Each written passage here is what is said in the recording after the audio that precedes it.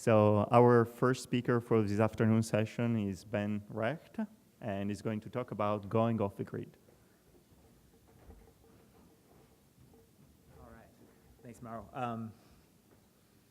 Yeah, I haven't really had an opportunity to go off the grid for quite some time. I figure that's a more into the microphone. It's a post-tenure opportunity to go off the grid. So what I want to talk to you about today, though, is I think kind of I don't even know. I always like to say it's like the last unsolved problem in compressed sensing. I figure eventually we're going to get to the end, but maybe not. So let's see what we got here. So I think we all know that it's very convenient to model signal systems with continuous parameters. So we know, throughout spectroscopy, imaging, and geophysics, the kind of natural differential equation models or the natural wave propagation models that we use to have continuous parameters. And when we want to study these, where we would like to do some kind of sparse estimation and kind of use compressed sensing tools, we have to shoehorn them into discrete models. Obviously, this is both because we use digital computers, but kind of more fundamentally, most of the mathematics really requires us to kind of put ourselves in a underdetermined linear system setting. And in such a setting, really, we are kind of, we always have to pick some kind of grid to work on. Okay, so this talk is just trying to come to terms with what's the best way to make these two kind of competing objectives work harmoniously. What's the right way to discretize? And what happens when you do this discretization? And can we actually just obviate the need altogether of using discretized methods? So I'm going to focus on one particular class of continuously parameterized systems. I think this actually covers a pretty wide variety, as we see here, of these kinds of models, which are things that we do typically look at in a compressed sensing kind of setting. So in spectroscopy, direction of arrival estimation, and sampling, the models are typically sums of sinusoids. Okay, so complex exponentials with complex coefficients. In kind of reflection tomography, like we would do in seismology or did I skip over that? There we go. Seismology or ultrasound, we would have delays that we're trying to estimate. These delays typically occur at continuous times, not necessarily on any particular grid, and we have phased superpositions of these signals. In radar and GPS, it gets even harder because now we're going to have Doppler shifts as well. So we have delay and Doppler. And perhaps in imaging and astronomy, we'll have some kind of lens effect, some kind of point spread function that acts on point sources and kind of gives us these diffuse images. And so in all of these cases, we basically have sparse superpositions of sources that are spread out via some kind of spreading function, whether they be sinusoidal, Gaussian, or some other kind of shape. And typically, in all those cases, when you take the Fourier transform, they do come back to our original form of being a sparse combination of sinusoids. So we can always just think of that as the canonical model. And so the question is, what's the right way, or is there a right way, let's say, to use what we know from compressed sensing to solve this particular problem? I'm just going to see, we're just going to sensibilize it down to the simplest case. I see a sparse combination of sinusoids. Here, the U lie in some normalized interval. We're just looking at band-limited signals. Okay? They're not discrete. They're just going to be continuous parameters that we'd like to estimate. And the question is, how exactly can we do that, and how can we do that with the kinds of sparse estimation techniques that we know and love? There are actually classical techniques that predate the cold compressed sensing fad, and they have a lot of different names. So acronyms actually predate compressed sensing by quite a ways. And so this is music and esprit and a variety of other methods that actually use something called polynomial interpolation to solve such problems. But these actually are very, very sensitive numerically. And you kind of have to know how many things you're looking for before you actually go and run the algorithm. So we kind of would prefer to actually use something a little bit more contemporary, use some kind of compressed sensing tools, or more specifically, use what we know about convex geometry to see what we can learn about this problem, see what we can learn about whether or not we even have to discretize to solve this problem, and see what we can learn about actually what are the fundamental limits for estimating both the coefficients and the frequencies of these signals. So the main idea, and this is basically all you got to keep in your head the entire time, is that every sinusoid that looks like that, if I have, let's say, a total of n samples, is a combination of these atoms, which are just these kind of sampled sinusoids, simple sampled sinusoids, and they're just sparse combinations of atoms of that form. And so that is, if we recognize that as our building block, the question is, what can we take away and how can we actually go about solving this estimation problem? So most everybody, I think, has seen, if folks who were at the last SAHD meeting, maybe we would recall that I gave a talk about solving these general inverse problems when we kind of have some structure for solving a kind of underdetermined system, but don't necessarily have X being a discrete combination or a sparse model. And the idea is that we could leverage structure, whether it be sparsity, low rankness, symmetry, or some other kind of smoothness properties, using something called the atomic norm or the atomic gauge. And the basic idea there, we can just illustrate this with the kind of the picture from the L1 case, is that if I have my basic building blocks, and I know my signal is this combination of these basic building blocks, then to actually come up with the appropriate penalty to encourage sparsity in that kind of prioritization, I just take the convex hull of my building blocks. In almost all good cases, this actually gives me a norm, and this norm is going to encourage solutions which kind of lie in the boundary of the convex hull of this ball. So this is exactly what happens in compressed sensing when you actually solve the problem. The reason why we get sparse solutions is the extreme points of the unit ball are exactly the sparse solutions. Minimizing the L1 norm is nothing more than inflating the unit ball until it hits the constraint set. And those on the boundary, we actually have sparse solutions. And so that actually does generalize to this kind of general notion of parsimonious modeling. When I just have a general set of atoms that don't necessarily have to be just the unit vectors. They could be low-rank matrices, they could be smooth functions, they could be a variety of different objects, but we always kind of have the same penalty induced by those atoms. So depending on the specifics, what we're always going to do is minimize the sum of the absolute value of the coefficients subject to this decomposition holding. And oftentimes we can't solve this, and this kind of generalizes a lot of the methods that we already know to be true. So in a paper that I wrote with Venkat and Pablo and Alan, we actually really kind of formalize this, kind of gives you a general program to go about building regularizers for solving underdetermined sensing problems. And it kind of generalizes a lot of what we already knew, gives you a mechanism to produce very, very tight bounds. Essentially, in all the cases that we were able to work out, we got almost optimal bounds. And so what I'm going to do for the remainder of the talk is just say, how can we take this framework, apply it to the problem of spectrum estimation, and what actually comes out? Do we get something new? How does it relate to what we knew before? And what can we prove and what can we solve? Okay, so the spectrum estimation problem again, and this does, as I said, this generalizes to a variety of these other situations where I have a sparse combinations of spread functions. Is we're just going to be looking for the coefficients and also the frequencies of some kind of sparse combination of sinusoids, and maybe adding some noise. So we'll look at the first case where we add noise. Another model we're going to use is we're going to look at what happens if we actually miss a bunch of the entries of Y. Those will be our two noise models. Okay, so like I said, the atomic set here are just single frequency sinusoids. And classical techniques, the oldest is due to Prony from like 1790, but all of these things, matrix pencil, music, Esprit-Cazzo, really just use the fact that if I take a sinusoid and I multiply it by its adjoint, that's a positive definite matrix. And if I take a convex combination of those guys, that's still going to be a positive definite matrix. And so it also turns out it will be a Toeplitz matrix. So somehow the Toeplitz positive definite matrices are very intimately related to signals that that are sparse combinations of sinusoids. And all of these kind of methods, finite rate of innovation, just basically will form a matrix out of your data, use some kind of SVD-like procedure to kind of denoise, and then we'll somehow use the subspace information they get out to kind of come up with the best reconstruction they can of the signal. So we want to look at something slightly different, which is what happens if we do the program I described very quickly about 2 minutes ago. We just want to minimize whatever this atomic gauge is corresponding to sinusoids, subject to basically the data being noisy. Some kind of measurement model. This could be the identity matrix. I don't care right now this will just be the identity matrix. It could be something that subselects entries, matching our data to some precision. Okay? So question one is, can we actually solve this? That's a good question. Could be a deal breaker if no. And question two is, actually, how can we approximate or estimate or just come up with a really good reconstruction of the true signal, just given kind of the data Y? Okay, so let's answer the first one. Oh, that's an even better one. Actually, sorry, I always forget that one. This is actually the one that when you go and send it to as transactions on signal processing is the only thing they care about. Can you actually estimate the frequencies? That's very important. And the answer is yes. So we'll get all three.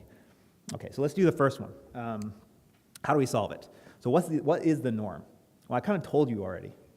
It's the fact that if I have positive, let's just use it, the positive case is simple, and if you want to know what happens in the complex case, come ask me afterwards. If I take a positive combination of these sinusoids, I get a topeless positive definite matrix. And hence the atomic norm is a semi-definite program. And it's minimizing, basically you have a topeless matrix down here, and you kind of find the best topeless matrix that spans X. That's essentially what you're looking for. You could solve this by semi-definite programming, and the unit ball, like we saw the L1 ball a second ago, the unit ball looks something like this in the positive case. So for some folks might know, this is actually what's known as the convex hull of the moment curve corresponding to trigonometric moments. So some people might know that. Anyway, so here is the atomic set. This is basically a curve now just with 3 parameters, the first 3 real components. You take their convex hull, you actually get this very beautiful object. Turns out this is actually, if you take any subset along that curve, you get what's called a neighborly polytope out. So it's a very nice kind of thing that people have studied in compressed sensing. But as soon as you add phase, which is what happens in real life, we have sinusoids that come at us out of phase, things get a lot more complicated. So the phase I'm only going to add here is just take the negatives. So all you're going to be able to do is in phase and quadrature. And you'll see that a lot of the edges that were present before have now vanished inside the body, and they become a lot harder to observe. And actually, we actually know that this convex method, if we solved it, wouldn't actually be able to recover anything where the lines kind of go inside this convex body. So what is that phenomenon? Well, that phenomenon is really just interference. So if I take basically 2 very close sinusoids and add them together, you can't have them destructively interfere with each other, as long as they're cosines, right? I mean, 2 cosines are not going to destructively interfere with each other. But if you just take the difference, your signal kind of disappears. And that's really what we're seeing a manifestation of in this kind of convex geometry, is the fact that there is always a resolution limit after which we're not going to be able to distinguish 2 out-of-phase things, mostly because your SNR is going to be so terrible. Okay, so let's see what comes out of this. So I told you could solve it. Now the question is, what is the theory? What can we actually prove about it? So we take our measurement model, same as we've had. I'm going to assume that we have this resolution limit in place. Here it's 4 over n. N is basically the total number of samples that we've seen. So they're separated by 4 over n. I actually think that's a little conservative. We've seen experimentally that 1 over n is sufficient to prove this, to see this phenomenon. We solve basically like a lasso-like problem. And what we're able to prove is that the estimate that comes out is near the actual true thing we're looking for at a rate that goes like this. Okay, so you have a constant up front, you have the noise variance, you have the total number of sinusoids, the log of the sampling time divided by n. Okay? So no algorithm can actually do better than a slightly better logarithmic factor. So you really cannot improve this down beyond log n over s. That's a very simple thing to prove. You can get a minimax lower bound on this. So this is nearly minimax optimal, just doing this atomic norm. And moreover, even if you knew the support, you can't get rid of that sigma squared, right? This is as well as you could do if you knew the support. So we're really kind of getting down to a very near optimal rate of something that you get by just solving this atomic norm minimization problem. And the experiment matches the theory. When we run this algorithm, we actually see that we are better than a lot of or at least we can outperform a lot of the existing kind of classic techniques that we learned in our first or second semester of signal processing, these kind of old subspace techniques. Also, interestingly, that basically the lasso can do as well as this AST. Now, the lasso is basically, in this case, is just we're going to do a finite discrete discretization of the space. So in terms of mean square error, we actually see that this discretization works well, and we have theory that actually justifies why a very fine discretization, you don't have to balance. This only works if you have a very fine discretization, not some kind of, you don't want the matrix to be square, but actually incredibly rectangular. You actually get you get nearly the same rate as a semi-definite program.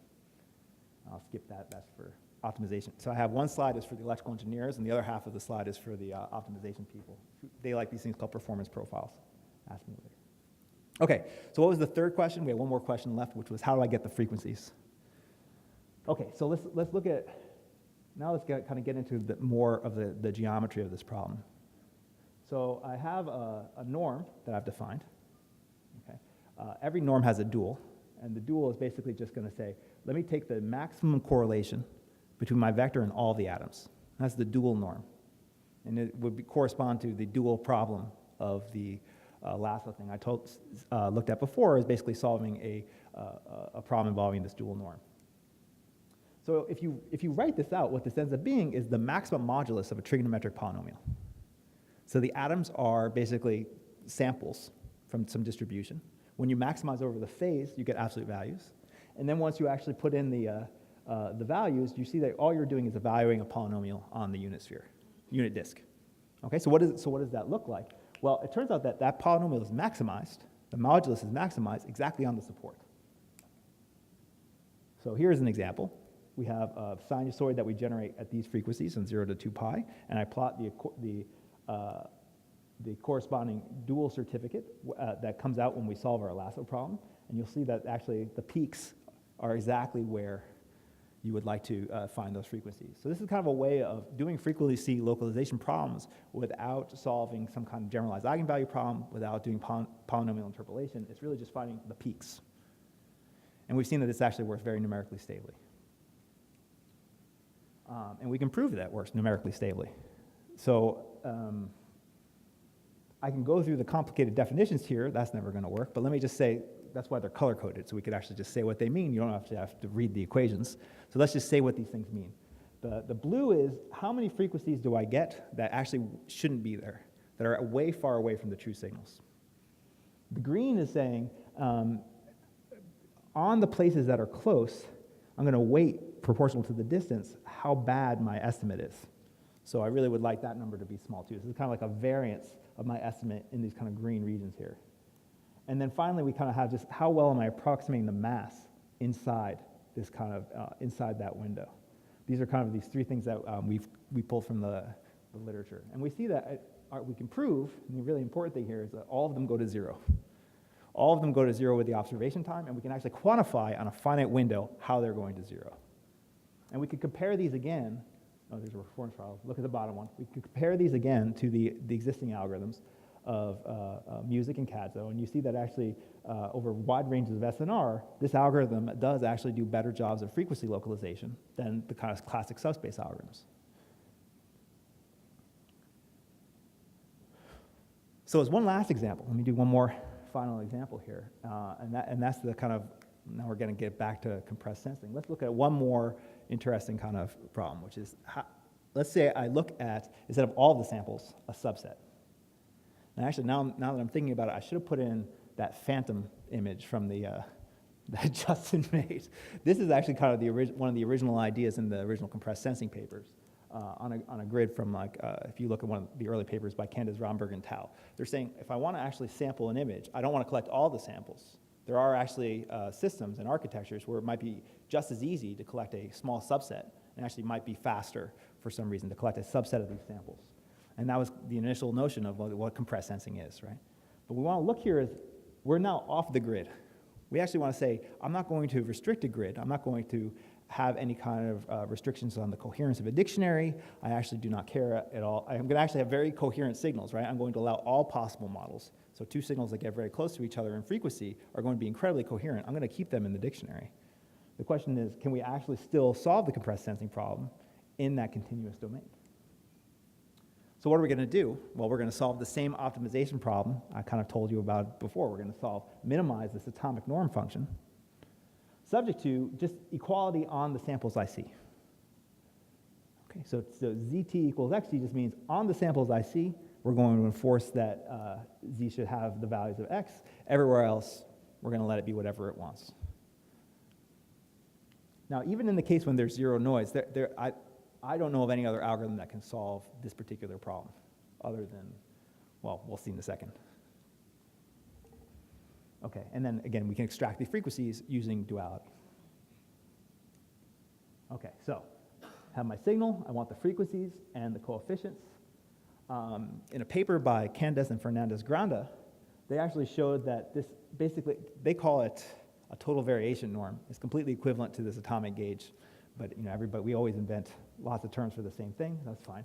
Using this atomic norm, and assuming that if I look at two S samples that are contiguous, then the L1 minimization can actually recover the frequencies and the signals. Now, in some sense, that's actually,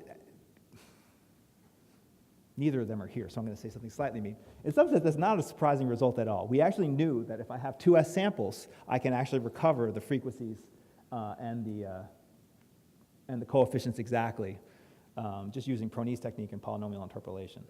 But I guess it was the first time we were able to prove you have a very nasty kind of resolution limit, so they have to be pretty far spread apart, that actually something like L1, which is this continuous version of L1, could work.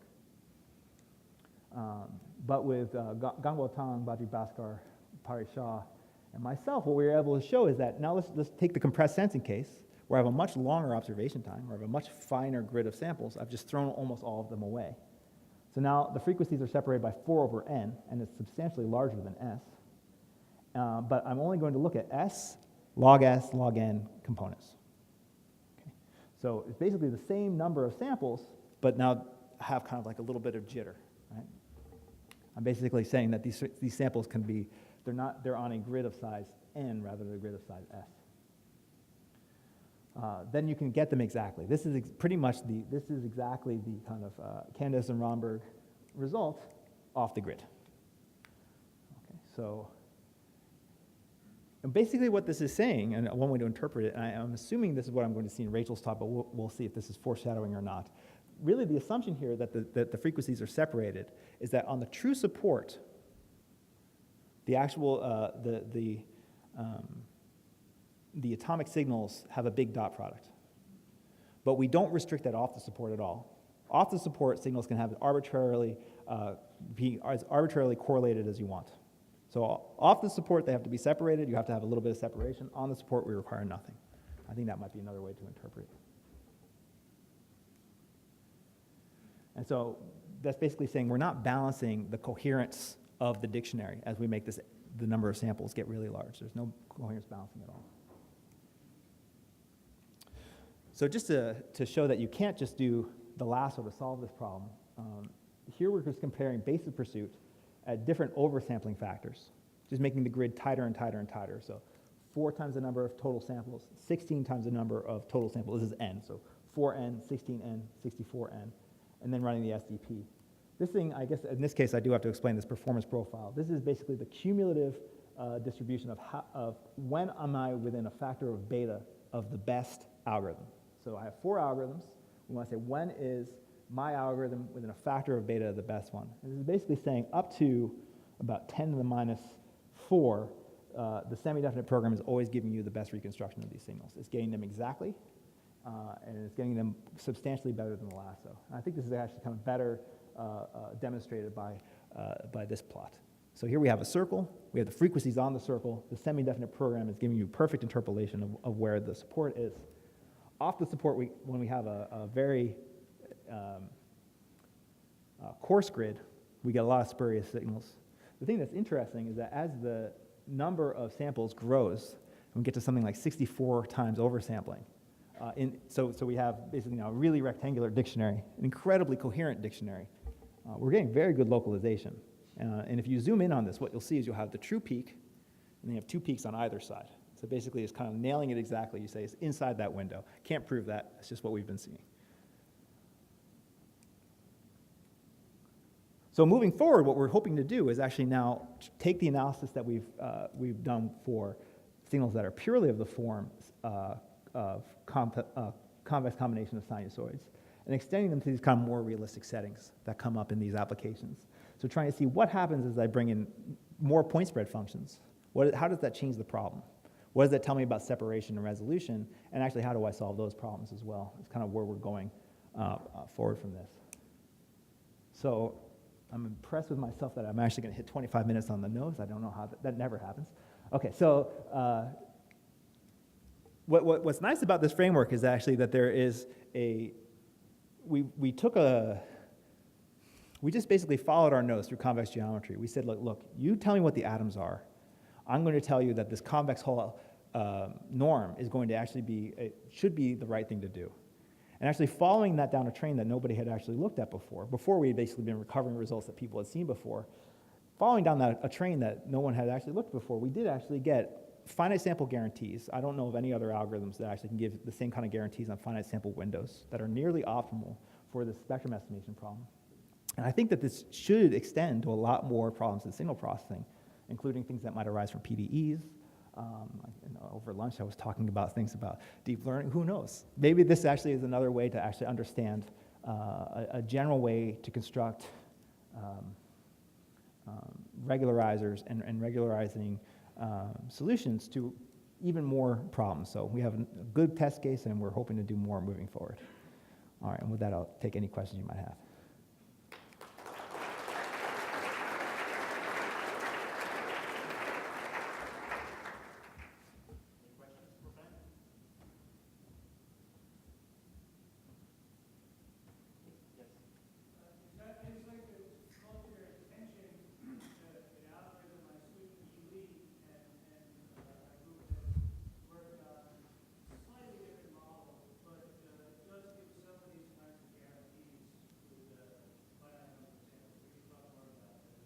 Sounds good.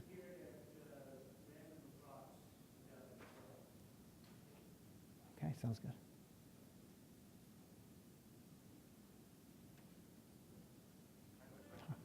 Okay. Which of the many special properties of Fourier do you think are really crucial for this work? Actually, Also, having other dictionaries. I think, so the question is, what's special about the Fourier basis here? And if you look at our paper, it looks very special. So it looks like you're really doing a lot of stuff about polynomials. But Gangwo, the postdoc who kind of led on this work, has some new stuff that's kind of in the pipe where essentially there's always kind of a kernel.